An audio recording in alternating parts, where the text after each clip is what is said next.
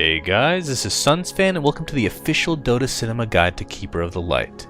If you aren't familiar with this hero, you may want to watch the introduction we did for him at the corresponding link. Keeper of the Light, otherwise known as Coddle, is an intelligence hero with quite a bit of utility. He provides firepower to a lane both offensively and defensively.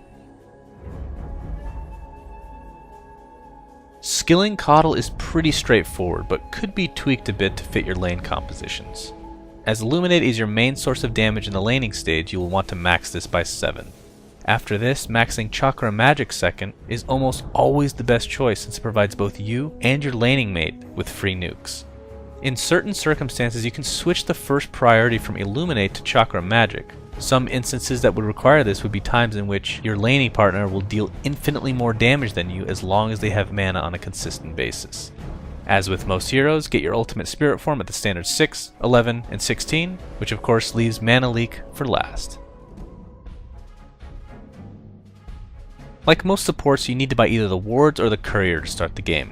Fill out the rest of your inventory with basic regeneration, a couple clarities, and iron branches, which you'll turn into a wand at your earliest convenience. For boots, Tranq will work the best since they're extremely cheap, will provide you a heal, and can be disassembled later if you find yourself with a lot of money. If money isn't an issue for whatever reason, or you're just upgrading later in the game, Boots of Travel are an amazing choice, as pushing lanes is one of your biggest strengths. There are so many great support items that can be picked up, and what you choose to get is really dependent on A, how you're farming, and B, what your teammates are purchasing. One item you and your team should not do without is a mech.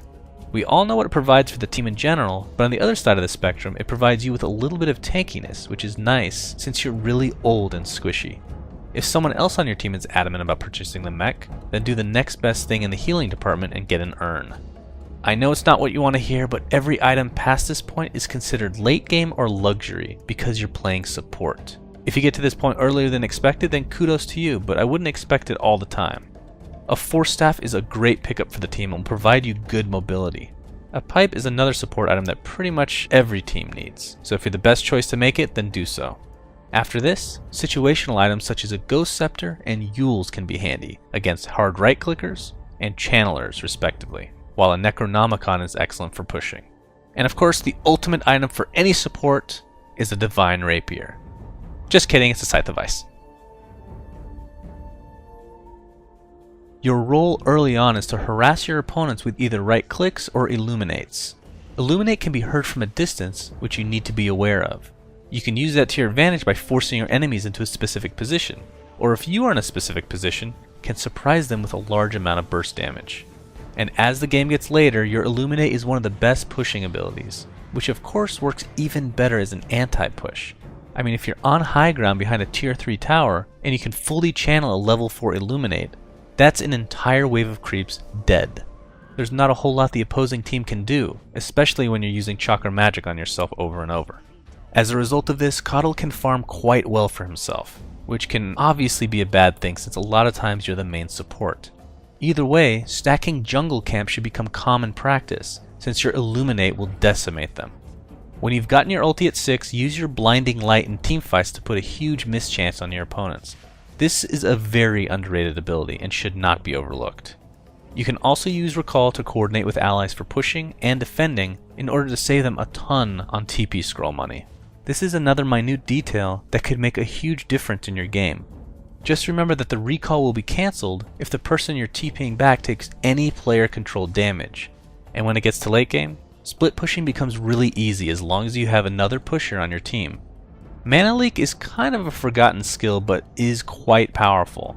It works best on preventing non-blink reliant initiations as the opponent is forced to either stand there and put themselves in a bad spot or just waste all their mana trying to do something.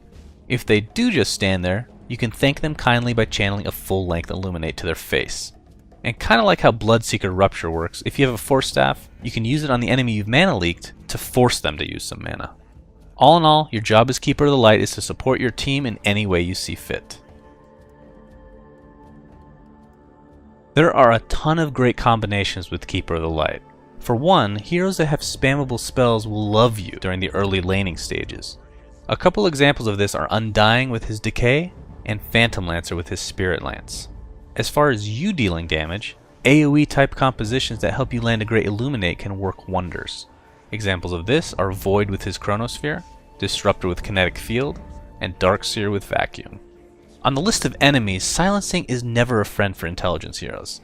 Examples of this include Bloodseeker, Puck, Drow Ranger, and Doombringer, who counters literally everybody.